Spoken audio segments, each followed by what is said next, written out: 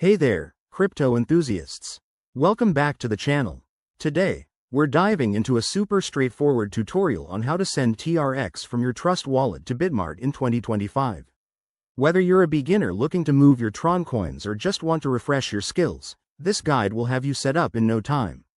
Let's jump right in. First things first, make sure you have the Trust Wallet app installed on your phone and that your TRX is safely stored there. If you haven't already, download it from your app store and set up your wallet. Now, open the app and navigate to your wallet dashboard. Look for the TRX token in your list of assets. It's usually front and center if you own any. Next, you'll need the Bitmart wallet address where you want to send your TRX. Head over to your Bitmart account on their website or app, go to the deposit section, and select TRX. Copy that address carefully. Double-check it because one wrong character could send your coins into the void. Back in Trust Wallet, select your TRX balance and tap on the Send button. Paste the Bitmart address into the recipient field, then enter the amount of TRX you want to transfer. Don't forget to check the network. It should be the Tron network for TRX. You'll see a transaction fee preview. Aim for a standard fee to keep costs low.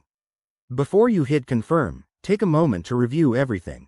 Is the address correct? Is the amount right? Once you're sure, go ahead and approve the transaction. You'll get a confirmation prompt. Use your wallet's security features, like biometrics or a PIN, to sign off. After that, sit tight. The transfer should process quickly on the Tron network, usually in a few minutes. Once it's done, check your Bitmart account to confirm the deposit. And just like that, you're all set.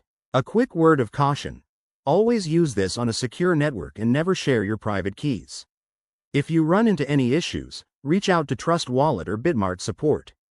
Thanks for watching. If this helped, give it a thumbs up and subscribe for more crypto tips. Drop your questions in the comments below.